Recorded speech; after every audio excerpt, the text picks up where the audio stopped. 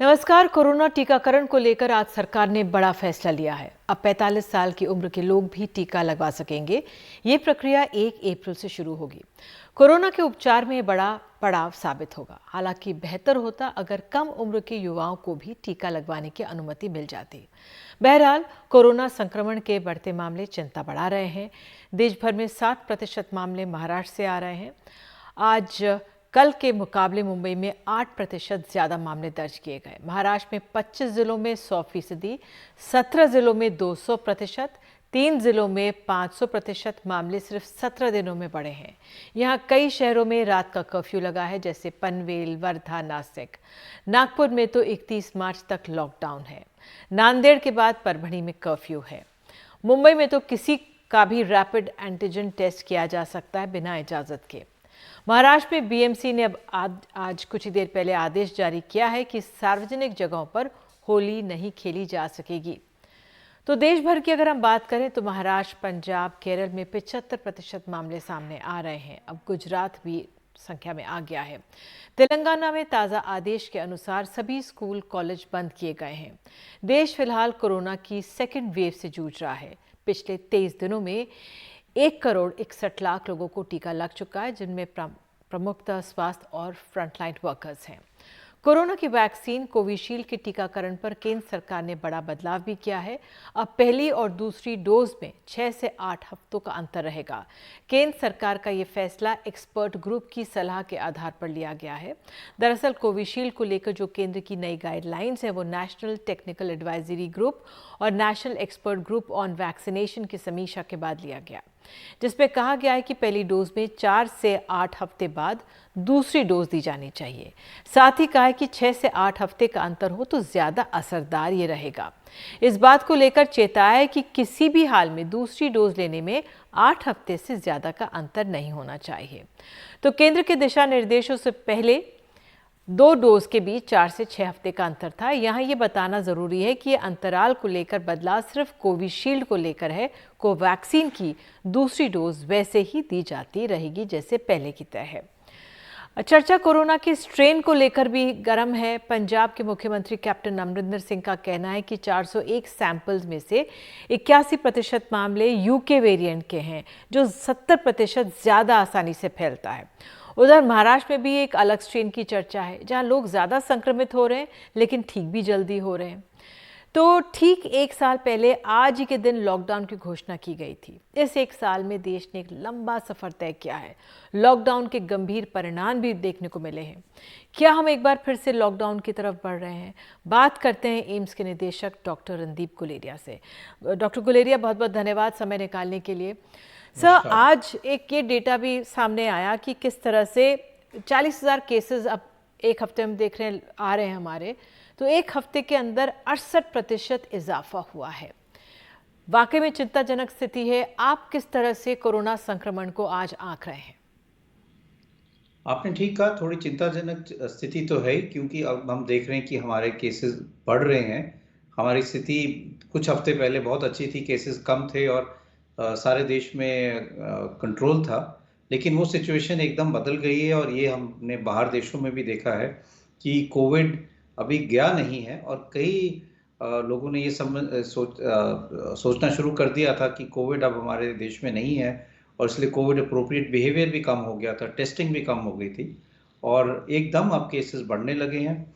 ये भी पॉसिबिलिटी है कि नए वेरिएंट्स भी आ रहे हैं, इसलिए हमें ज़्यादा सतर्क रहने की ज़रूरत है। और ये समझना चाहिए कि एक नया वेव आ रहा है। हमें पूरी कोशिश ये करनी है कि ये जो नया वेव है, ये उसकी जो पीक है वो बहुत ऊंची ना हो और इसको जल्दी से जल्दी हम रोक पाएं और अपने केसेस कम कर पाएं। जी सर, जो ये डबलिंग अप टाइम है, जैसे पहले मार्च को 5 दिन लग रहे थे डबल होने में, अब 2 दिन के करीब लग रहे हैं।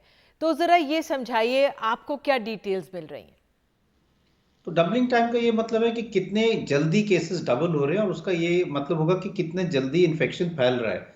अगर एक व्यक्ति कोविड पॉजिटिव है और वो आगे 2 व्यक्ति को इन्फेक्शन फैलाता है, अगर हम उसको कंट्रोल कर पाएं तो आगे हम उसकी डबलिंग टाइम रोक सकते हैं। पर अगर हम कंट्रोल नहीं कर रहे तो 1 से 2, 2 से 4, फिर 4 से वो एकदम और एक्सपोनेंशियली बढ़ता जाएगा। तो डबलिंग टाइम फिर एकदम उसी हिसाब से बढ़ेगा। इसको रोकने के लिए जो टेस्टिंग, ट्रैकिंग, ट्रीटिंग और आइसोलेशन की जो फिलॉसफी थी, जो हम कई महीनों से फॉलो कर रहे हैं, जिससे हम ये कहें कि जो भी पॉजिटिव केस है उसको हम एकदम आइसोलेट करें, उसको एकदम उसके जो कॉन्टैक्ट्स हैं उनको ट्रैक करें, उनको भी हम क्वारंटाइन करें या टेस्ट करें, जिससे उनमें जो पॉजिटिव है उनको भी हम आइसोलेट कर पाएं, जिससे इस चेन ऑफ ट्रांसमिशन को रोकें। अगर वो नहीं रोकेंगे तो डबलिंग टाइम जो है वो ऐसे ही बढ़ेगा। ये वाकई में बहुत मुश्किल काम है सर। मैं आपसे इसलिए समझना चाहूँगी, अब होली है हमारे सामने, हमारे कई प्रदेशों से जब तस्वीरें आ रही हैं, लोग होली के बिल्कुल मूड में हैं। हालांकि अभी आज ही महाराष्ट्र सरकार ने बोला है कोई भी सार्वजनिक जगह पे आप होली नहीं खेलेंगे, सामूहिक वो नहीं होना चाहिए। उत्तर प्रदेश की सरकार ने आज ही घोषणा की है कि जो 10 साल से कम उम्र के हैं, 60 साल से ज़्यादा उम्र के जो लोग हैं, ये कोई प्रोसेशन वगैरह में हिस्सा नहीं लेंगे। अगर प्रोसेशन होता है तो उसकी इजाज़त लेनी पड़ेगी। उत्तराखंड सरकार ने भी अपने तमाम सरकारें कदम उठा रही हैं, लेकिन हम देख रहे हैं उत्तराखंड में कुंभ चल रहा है, होली है। किस तरह से हम लोगों को समझाएं कि वाकई ये एक बहुत परेशान करने वाली स्थिति है, इसको आसानी से नहीं लेना चाहिए। बिल्कुल, ये हमें समझना चाहिए कि अब जैसे आपने कहा 1 साल हो गया लॉकडाउन को, और 1 साल में हमने बहुत कुछ सीखा है, और जो हमने सीखा है वो ये है कि इस वायरस को हमें लाइटली नहीं लेना चाहिए। मैं ये समझता हूँ कि लोगों में अब कोविड फटीग हो गया, वो सोचते हैं कि 1 साल से हम बंद रहे, हमने कई त्योहार नहीं मनाए और अब होली हम मनाना चाहते हैं, और हमें लगता है कि अब बहुत हो गया है। और ये हम देखते हैं, बाहर जाते हैं तो लोग इकट्ठे हो रहे हैं, पार्टीज कर रहे हैं, मास्क लगाना उन्होंने छोड़ दिया है। लेकिन मैं यही कहूंगा कि अगर हम कुछ हफ्ते और अपना ये कोविड अप्रोप्रिएट बिहेवियर और पूरा जो हमने स्ट्रैटेजी बनाई है उसको कर पाए, तो हम, हमारे पास वैक्सीन भी है, तो हमारे पास सफिशिएंट नंबर के लोग वैक्सीनेट हो जाएंगे जिनको प्रोटेक्शन मिल पाएगा।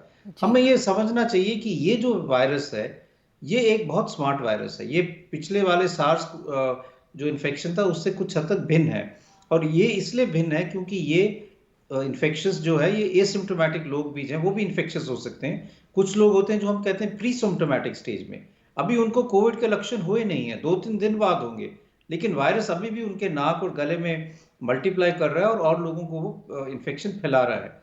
इन लोगों को टेस्ट करना या इन लोगों को आइसोलेट करना बहुत मुश्किल है, क्योंकि आप, हो सकता है कि जैसे हम होली की बात कर रहे हैं, कई लोग ऐसे हों जिनको कोविड इन्फेक्शन है लेकिन उनको पता ही नहीं कि उनको कोविड है, वो एसिम्प्टोमेटिक हैं, लेकिन वो आसपास सब लोगों में इन्फेक्शन फैला रहे हैं। ये इस टाइप का वायरस है। इसलिए अगर हमें इस वायरस की चेन ऑफ ट्रांसमिशन को रोकना है तो कोविड अप्रोप्रिएट बिहेवियर, मास्क लगाना, 2 गज की दूरी रखना, सब क्लोज कॉन्टैक्ट्स को टेस्ट करना, उनको ट्रैक करना, आइसोलेट करना, जो हमने इतने महीनों से किया है वो हमें और आगे करना पड़ेगा, क्योंकि अगर हम वो नहीं करेंगे तो हम जो कुछ हमने पिछले कई महीनों में गेन किया था वो सब के सब हम लूज कर पाएंगे, और एकदम केसेस बढ़ेंगे, और जैसे केसेस बढ़ेंगे उसके साथ डेथ रेट भी बढ़ेगा। सर, अभी मुझे जिस तरह से बताया जा रहा है कि दिल्ली में भी जो शब बारात है उस पर रोक लगा दी गई है, होली के सार्वजनिक कार्यक्रम पे, प्रोसेशंस पे रोक लगा दी गई है, लेकिन लोगों को कैसे समझाएं? आज ही मैं सुन रही थी, एक महिला थी जो, हमारी रिपोर्ट आई लखनऊ से, वो कह रही थी कि भाई भ्रम फैलाया जा रहा है कोरोना को लेकर, ये सरकारों की चालाकी है कि वो भ्रम फैलाते हैं। हालांकि हम देख रहे हैं कि चुनाव है, 5 राज्यों में इतनी सारी रैलीज हो रही है, उसमें भारी भरकम भीड़ आ रही है, वो भी हमारे सामने एक चिंताजनक स्थिति है। लेकिन कैसे लोगों को समझाएं कि भ्रम कोई नहीं फैला रहा है, ये वाकई में एक बीमारी है जो जानलेवा भी साबित हो सकती है। ये बिल्कुल भ्रम नहीं है, कई लोग इस टाइप के सोशल मीडिया में कर रहे हैं, और ये पिछले साल से कई दफा हो चुका है। कई लोग यही कहते हैं कि ये एक फार्मा इंडस्ट्री फैला रही है, और ये कोई ये फैला रहा है, इंफॉर्मेशन डराने के लिए कर रहे हैं। मैं यही कहूंगा कि आपको अगर कोई भी डर हो, आप किसी भी हेल्थ केयर वर्कर से पूछ लें जो कोविड हॉस्पिटल में काम करता है, वो आपको बताएंगे कि कितने वहां पे मरीज हैं, क्या हालत है उनकी, कितने लोग मर रहे हैं। ये डेटा सारा ट्रांसपेरेंट है। हमारे पूरे देश में इतने हॉस्पिटल हैं, महाराष्ट्र की स्थिति आप सबके सामने है। ये कोई मतलब कोई इमेजिनरी चीज नहीं है, ये तो बिल्कुल सही चीज है। और हम देखते हैं कि कई परिवारों में कई लोगों की डेथ हो चुकी है।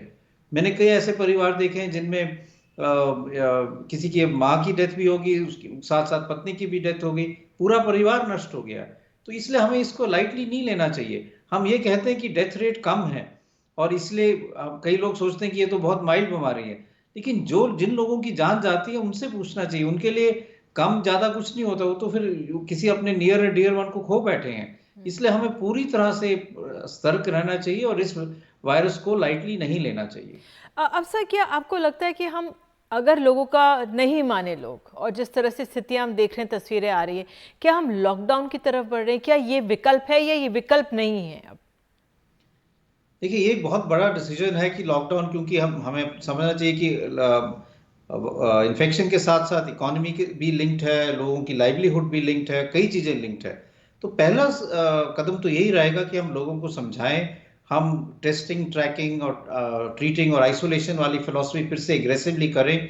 कंटेनमेंट जोन्स बनाएं, जहां जहां पे हम देख रहे हैं, जिन डिस्ट्रिक्ट्स में, जिन जिन एरियाज में केसेस बढ़ रहे हैं, उनको बिल्कुल कंटेन करें, वहां से इन्फेक्शन ना फैलने दें। वहां सारे लोगों की टेस्टिंग करके देखें कि कौन पॉजिटिव है, चाहे वो एसिम्प्टोमेटिक हो, उनको आइसोलेट करें, क्वारंटाइन करें, और इस तरह से हम चेन ऑफ ट्रांसमिशन को रोकें। हमें ये समझना चाहिए कि अब हम वैक्सीन की तरफ भी बढ़ रहे हैं, ज्यादा से ज्यादा लोग वैक्सीनेट होंगे। अगर हम देखें कि अगर 45 की उम्र से ज्यादा लोगों को हम वैक्सीनेट कर पाएंगे, तो हम अगर अडल्ट पॉपुलेशन की बात करें या ओवरऑल पॉपुलेशन की बात करें, तो 1/3 ऑफ द पॉपुलेशन, 40 से 40 टू 45 करोड़ इंडियंस इस ग्रुप में आ जाएंगे। तो काफी हद तक लोग वैक्सीनेट हो पाएंगे। और अगर ये हम जल्दी से कर पाए, तो कुछ हद तक वैक्सीन से भी हमें फायदा मिलेगा। कुछ हद तक अगर लोग अपनी रिस्पॉन्सिबिलिटी समझे, तो वो भी और चीजें ऐड ऑन करेंगी, और कुछ हम एग्रेसिव टेस्टिंग, ट्रैकिंग और आइसोलेशन करें, तो तीनों चीजें अगर हम इकट्ठे मिलकर करेंगे, तो मुझे पूरा विश्वास है कि हम इस पीक को रोक पाएंगे और केसेस को जल्दी से कम कर पाएंगे। बिल्कुल। सर, आप अब टीकाकरण की बात करते हैं। आज एक बहुत राहत भरी खबर है कि भाई 45 साल के जो उम्र के लोग हैं वो भी अब करा पाएंगे, टीका लगवा पाएंगे 1 अप्रैल से। लेकिन सर, हम एक युवा देश हैं, हमारी 60% 65% आबादी युवाओं की है। और यही लोग, युवा ही ऐसे हैं जो थोड़ा सा निकल कर ज़्यादा मॉल्स में घूमना या ज़्यादा बाहर निकलना, ज़्यादा शिकार ये लोग भी हो रहे हैं। और भले ही आंकड़े हम सबके सामने इतने ना आ रहे हों, उस लिहाज से ये बेहतर नहीं होता कि जो युवा हैं या और लोगों को भी टीका लगाने के लिए इजाज़त दी जाती, खासतौर से युवा जो 18 या 20 साल से उम्र के युवा हैं? देखिए, अगर आइडियल सिचुएशन की बात करें, तो वैक्सीन होनी चाहिए जो सबको लग पाए। लेकिन उसके लिए हमारे देश की जनसंख्या बहुत ज़्यादा है, और सारों को हम एक टाइम पे वैक्सीनेट नहीं कर पाएंगे। क्योंकि इसके लिए तो अगर हम अडल्ट की ही बात करें, तो हमारे अडल्ट पॉपुलेशन लगभग 100 करोड़ के करीब है। तो हमें ऑलमोस्ट 2 बिलियन डोजेस चाहिए होंगे, अगर हमने सब सारे अडल्ट को, 18 साल से ऊपर वालों को वैक्सीनेट करना है। ये अगर हम सारी दुनिया की वैक्सीन भी इकट्ठी करके भारत में लाएं, तो भी ये करना मुश्किल होगा। इसलिए हमें अपने एक फेज वाइज स्ट्रैटेजी बनानी पड़ेगी। और ये स्ट्रैटेजी हमने ही नहीं, ग्लोबल कम्युनिटी ने बनाई भी है, WHO ने भी देखा है। और उसके दो बेसिक मकसद हैं। एक मकसद है कि सबसे पहले हमें लोगों की जान बचानी है। तो जो लोग ऐसे हैं जिनको ज्यादा चांसेस हैं कि कोविड से वो मर सकते हैं, because of age, because of comorbidities, सबसे पहले हमें उनको रीच आउट करना है कि हम उन्हें वैक्सीनेट करें। एटलीस्ट उनमें इम्यूनिटी बने, जिससे उनको सीरियस इन्फेक्शन ना हो, आईसीयू में ना वो पहुंचे।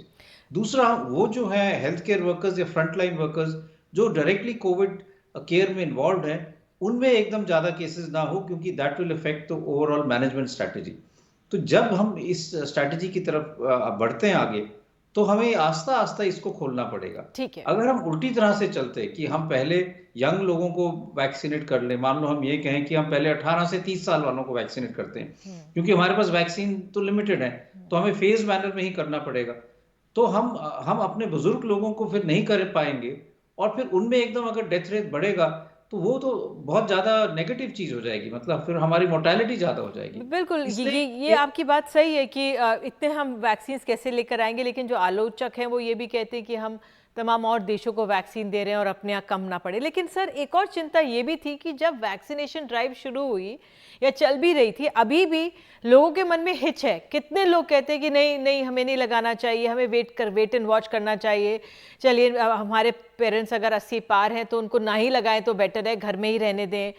तो जो ये फियर फैक्टर है वैक्सीनेशन को लेकर, ये कितना कम हुआ है? क्या आपके पास जानकारी है इस लिहाज से? तो आपकी बात सही है, शुरू में लोगों को बहुत ज्यादा वैक्सीन हेजिटेंसी थी।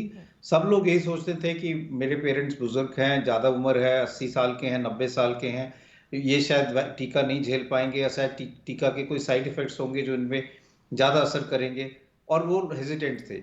लेकिन आस्ता आस्ता ये कम हुआ है, क्योंकि लोगों ने देखा कि अब इतने करोड़ों लोगों को वैक्सीन लग गई हैं, कोई सिग्निफिकेंट साइड इफेक्ट नहीं हुआ। आस पड़ोस में उनके कई बुजुर्ग लोग हैं जानने वाले जिनको वैक्सीन लग गई हैं, कई हेल्थ केयर वर्कर्स जिनकी उम्र 80 साल से ज़्यादा है, उन्होंने वैक्सीन लगा ली है। तो ये कॉन्फिडेंस काफ़ी बढ़ गया है। और अगर हम आंकड़े देखें तो आस्ता आस्ता एल्डरली में जो वैक्सीनेशन है वो काफ़ी ज़्यादा हो गई है। और मैं तो यही कहूंगा कि सब लोग आगे आके वैक्सीन लगाएं, और हम सब लोगों को रीच आउट करके जल्दी से जल्दी हाई रिस्क ग्रुप को वैक्सीनेट करें, क्योंकि तभी हम अपनी एज ग्रुप कम कर पाएंगे। तो अगर हमें लगेगा कि 45 साल से ज़्यादा जो लोग हैं, 80 से ज़्यादा % लोग वैक्सीनेट हो चुके हैं, तो हम इसको और कम कर सकते हैं। तो आस्ता आस्ता वैक्सीनेशन जो है और लोगों में भी खुल जाएगी, लेकिन वो एक फेज मैनर में ही हो पाएगी, क्योंकि ऐसे नहीं होना चाहिए कि हम सबके लिए खोल दें और हमारे पास फिर एक डोज तो सबके लिए हो जाए, दूसरी डोज के लिए वैक्सीन ही ना बचे। तो पूरा एक मैकेनिज्म होना चाहिए जिससे जो डिमांड और सप्लाई मीट हो पाए, और रेगुलर सप्लाई जो है, सप्लाई चेन मेंटेन रहे, जिससे जी सब लोगों को वैक्सीन लगे, और कोई ऐसे ना हो कि इक्विटेबल मैनर में लगे, ऐसा ना हो कि कोई दूर दरार के इलाके में है उसको वैक्सीन ना मिल पाए। बिल्कुल सर, ये कोविशील्ड को भी लेकर आज नए निर्देश सामने आए। कहा गया कि अब जो दूसरी डोज भी जो उनका अंतराल है वो 8 हफ्ते तक हो सकता है, 6 से 8 हफ्ते। ये कोवैक्सीन के लिए नहीं है, क्योंकि हमारे देश में ज़्यादातर कोविशील्ड ही लगाई जा रही है। ज़रा थोड़ा इसको समझा दीजिए। तो कोविशील्ड के जब शुरू के ट्रायल्स हुए थे तो उन्होंने 4 हफ्ते का गैप रखा था, और उसके बेसिस पे एफिकेसी आई थी जो ऑलमोस्ट 60 to 70% थी। लेकिन उस स्टडी में भी और बाद में भी कुछ लोग ऐसे थे जिनको टीका बाद में लगा, और यूके ने एक अपनी स्ट्रैटेजी अपनाई थी कि उनके बहुत ज़्यादा केसेस होने लगे थे। तो उन्होंने ये सोचा कि अगर हम पहला डोज सबको लगा दें और दूसरा डोज डिले करें तो हम ज़्यादा लोगों को वैक्सीनेट कर पाएंगे। उस पॉलिसी को भी उन्होंने अडॉप्ट किया।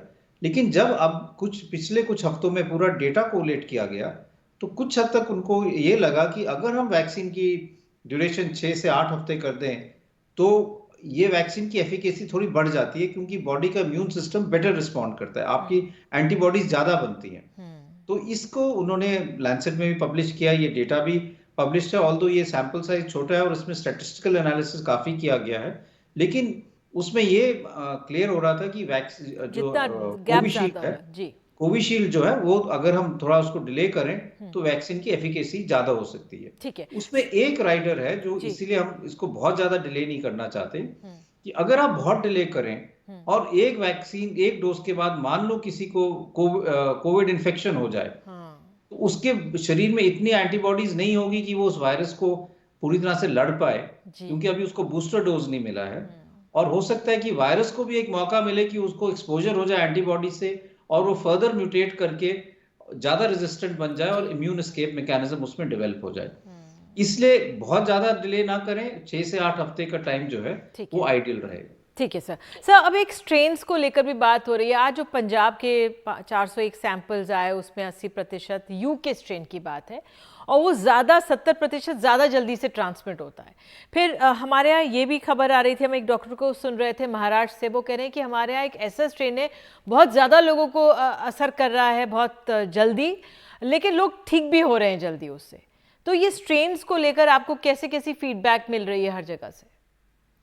देखिए, हम काफी टाइम से कह रहे हैं, और शुरू से लोगों को पता है कि ये एक आरएनए वैक्सीन है, आरएनए वायरस है, और ये जो वायरस है ये म्यूटेट तो करेगा ही।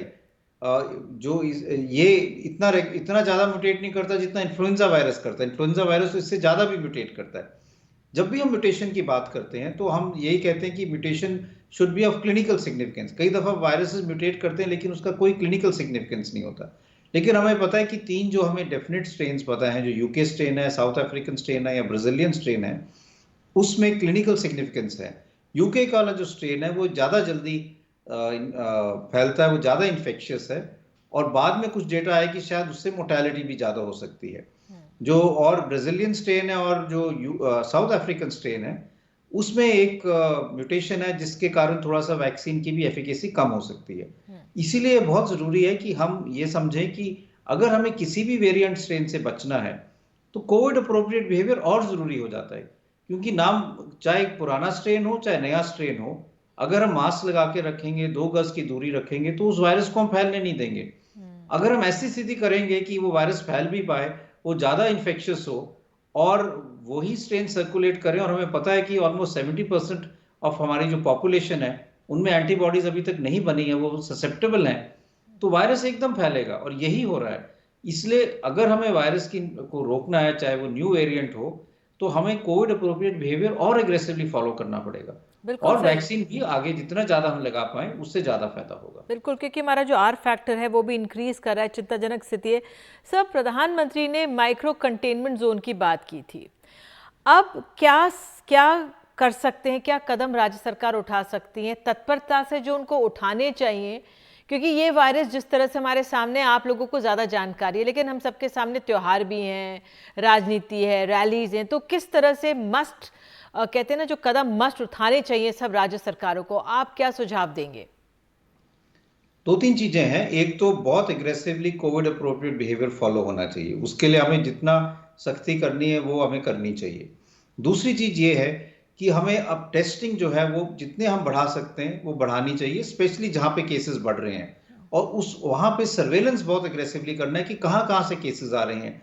उन एरियाज को हम देखें कि जहां क्लस्टर बन रहे हैं, मान लो एक कॉलोनी है या एक एरिया है जहां से एकदम 15-20 केस आ रहे हैं, तो उस एरिया को पूरा कंटेनमेंट जोन बनाने की जरूरत है। उसको बिल्कुल हम, जैसे हम कहें कि माइक्रो लॉकडाउन करें, वहां पे, वहां से सब लोगों की टेस्टिंग करें, आइसोलेशन करें, और वहां से किसी को बाहर ना जाने दें, जिससे वो इन्फेक्शन लेके दूसरे क्षेत्र में ना जा पाए। इस टाइप की एक स्ट्रैटेजी बनानी पड़ेगी, और ये हमें रेगुलरली फॉलो करना पड़ेगा, जिससे हम इन्फेक्शन को एकदम फैलने से रोके, चेन ऑफ ट्रांसमिशन को रोक पाए।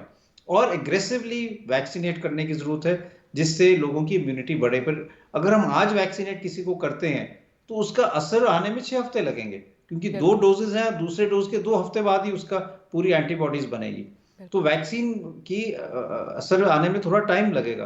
तब तक ये जो चीजें हैं, COVID appropriate behaviour, testing, tracking, treating, isolation and making containment zone, ये बहुत जरूरी है। और हमने पहले भी इसी फिलॉसफी को फॉलो करके कई जो केसेस हैं जो हमारे 90,000 से ज्यादा हो गए थे, उसको हम कम कर पाए थे। अभी भी वही करने की जरूरत है। बिल्कुल। डॉक्टर गुलेरिया, अपना समय देने के लिए बहुत बहुत धन्यवाद। और जिस तरह से आपने एक अहम शब्द का इस्तेमाल किया, micro lockdown, micro containment zone की बात प्रधानमंत्री ने की है। डॉक्टर गुलेरिया कह रहे एक तरह से हमें माइक्रो लॉकडाउन करना पड़ेगा, एग्रेसिव टेस्टिंग करनी पड़ेगी, और 2 गज की दूरी और मास्क है ज़रूरी को वाकई में अपना धर्म इस समय मान लेना चाहिए। बिल्कुल कोई भ्रम नहीं फैला रहा है, स्थिति चिंताजनक है कोरोना को लेकर।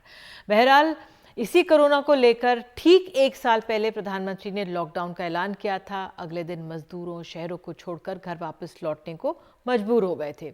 लाखों लोगों को सैकड़ों मील चलना भी पड़ा था। इस 1 साल में मजदूर शहर लौटे तो हैं, लेकिन उनकी तकलीफ घटी नहीं है। अब उनकी जेब और पेट तब खाली हो गया था। हमारे सहयोगी सौरभ शुक्ला ने अब उनसे एक बार फिर से मुलाकात की है। देखिए ये रिपोर्ट। बिहार के मुजफ्फरपुर रेलवे स्टेशन पर मृत पड़ी अपनी मां को उठाने की कोशिश करते इस बच्चे की तस्वीर आप सबको याद होगी। 35 साल की अवरीना परवीन श्रमिक ट्रेन से सूरत से कटिहार जा रही थीं, मगर बीच रास्ते में ही भूख और गर्मी से ट्रेन में ही उन्होंने दम तोड़ दिया था। इस बच्चे को तो एक एनजीओ ने गोद दे लिया, लेकिन घर जाते वक्त दुर्घटना और भूख से मारे गए सैकड़ों मजदूरों के परिवार अब भी गरीबी में जी रहे हैं। नहीं, कोई लाभ नहीं मिला। नीतीश कुमार कुछ दिया? कोई लाभ भी नहीं दिया, कोई जवाब भी, प्रयास नहीं, कुछ नहीं किया, उसका कोई मदद नहीं मिला। उसका बाद में ये टिंकू है, जलील का बेटा टिंकू, वैसे ही नहीं प्रयास टिंकू? हाँ, टिंकू जलील साहब का बेटा? हाँ, टिंकू। हाँ, वही ने प्रयास किया, लालू यादव का बेटा को वही ने 5 लाख रुपया दिया, बच्चे का नाम में फीस कर दिए। अच्छा। बैंक में 42 साल के अब्दुल सलाम पिछले साल लॉकडाउन के दौरान लगभग 1300 किलोमीटर पैदल चलकर कटिहार में अपने गांव गए थे। सितंबर में वापस आए, लेकिन हालात नहीं बदले।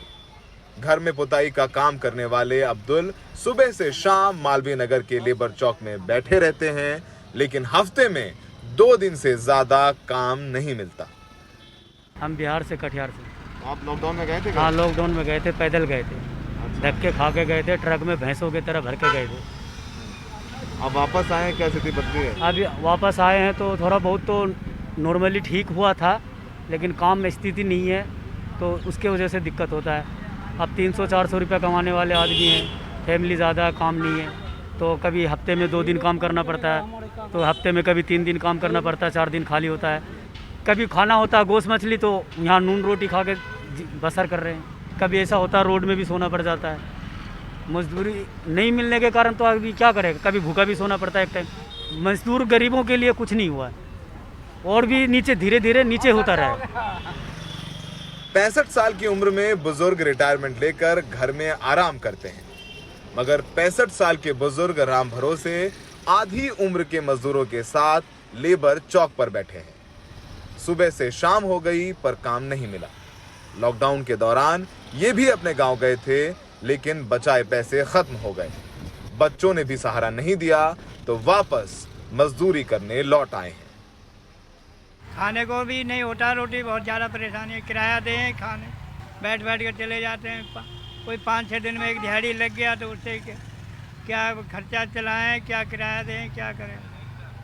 पेट भर के खाना हो जाता है? खाते हैं, चटनी रोटी खा लेते हैं, सब्जी नहीं है तो चटनी बना के रोटी खा लेते हैं। चटनी रोटी खा रहे हैं? हाँ। महिपाल सिंह ने अपने बच्चों का दाखिला अंग्रेजी स्कूल में कराया था, लेकिन लॉकडाउन ने ऐसा मारा कि बच्चों का स्कूल से नाम कटाना पड़ा और अब बच्चों और अपना पेट भरने के लिए भी मशक्कत कर रहे हैं। एजुकेशन है ठप पड़ी है। पढ़ाई नाम कटवा दिया बच्चों का? नाम कटवा दिया। कितने बच्चे हैं आपके? मेरे 3 बच्चे हैं। तीनों कितने बड़े बड़े हैं? मेरी फर्स्ट बेटी है 11 साल की, वो कैम्ब्रिज पब्लिक स्कूल में पढ़ती थी, English medium Cambridge public school में। उसकी फ़ीस की अभी भी मांग की थी 28,000 रुपये। नहीं दे पाया आप? नहीं दे पाया। निकलवा दिया आपने? हाँ जी। दूसरा बेटा पढ़ता है, वो भी कैम्ब्रिज में पढ़ता है, वो 6 साल का है, उसकी भी नहीं, उसके भी एग्ज़ाम नहीं दिलवा पाए। आप दिल्ली के किसी भी लेबर चौक पर चले जाएं तो आपको खाली बैठे मजदूर दिख जाएंगे। कोई एक काम देने वाला आता है तो सब टूट पड़ते हैं। दरअसल लॉकडाउन से सबकी जेब पर असर हुआ है। यही वजह है कि नए घर कम बन रहे हैं और इन मजदूरों को काम भी नहीं मिल पा रहा।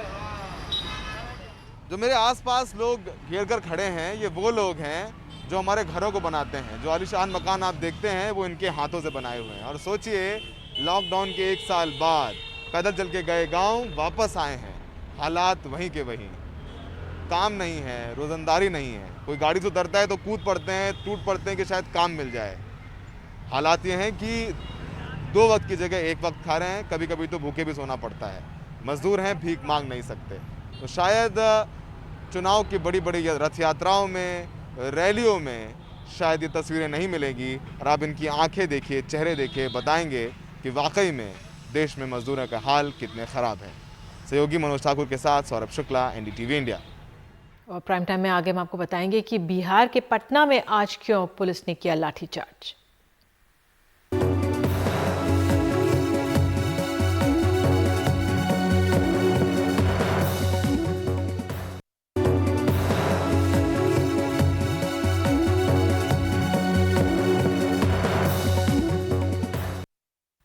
आज बिहार विधानसभा परिसर के अंदर विधायकों की पिटाई की गई, ये आरोप है विपक्ष का। इसे एक अप्रत्याशित घटना बताया जा रहा है। बिहार विधानसभा में आज देर तक हंगामा चलता रहा। विपक्ष के विधायकों ने आरोप ये भी लगाया कि सरकार के कहने पर पुलिस ने यह हरकत की है। इससे पहले RJD ने विधानसभा के घेराव का कार्यक्रम बना रखा था, जिस पर खूब बवाल हुआ। विधानसभा में विधायकों की पिटाई, धरने पर बैठे विधायकों को बाहर खींचकर निकालती पुलिस, शूट कर रहे लोगों के मोबाइल भी छीनने की कोशिश, विधायकों को स्ट्रेचर पर ले जाने की नौबत आ गई।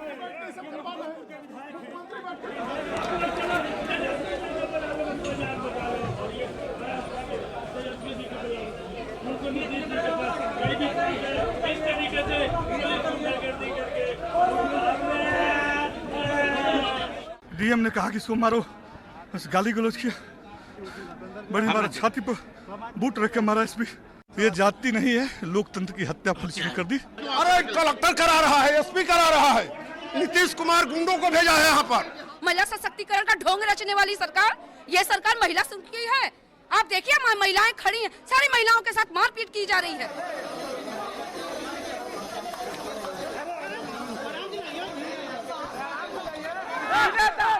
सुरक्षा बलों ने महिला विधायकों को भी नहीं छोड़ा।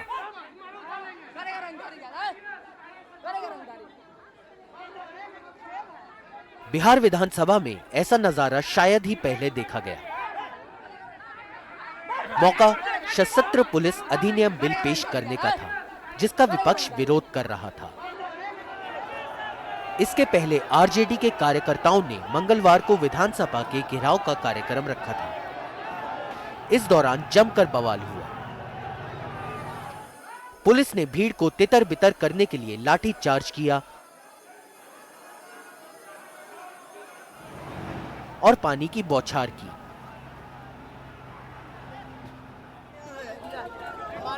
तेजस्वी और तेज प्रताप यादव को हिरासत में भी लिया गया।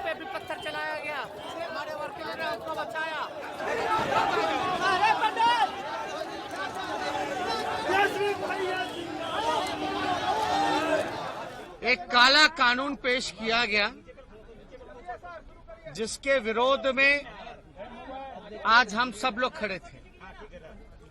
और बिहार के ही नहीं, देश के इतिहास में ऐसा होगा कि सदन के अंदर पुलिस को बुलाया गया, एसपी खुद वहां उपस्थित रहे, डीएम ने खुद विधायकों को, जो लोकतंत्र का मंदिर है, विधायकों को घसीट घसीट के जो पीटने का काम किया गया, बाहर निकालने का काम किया गया। हमारी पूर्व मंत्री जो महिला अति पिछड़ा समाज से जो आती हैं, उन नीता देवी का बाल खींच के साड़ी खोल करके घसीट करके जो ले जाने का काम किया गया। आज का दिन जो है काला दिन के रूप में देश की जनता याद करेगी। बिहार में इन दिनों नीतीश सरकार अपने रवैये से लगातार सवालों से घिरी रही है। उस पर लोकतांत्रिक आवाजों को दबाने का आरोप लगते रहे हैं। लेकिन मंगलवार को विधानसभा में जो कुछ देखने को मिला, वह जैसे सारी हदें पार करने वाला था।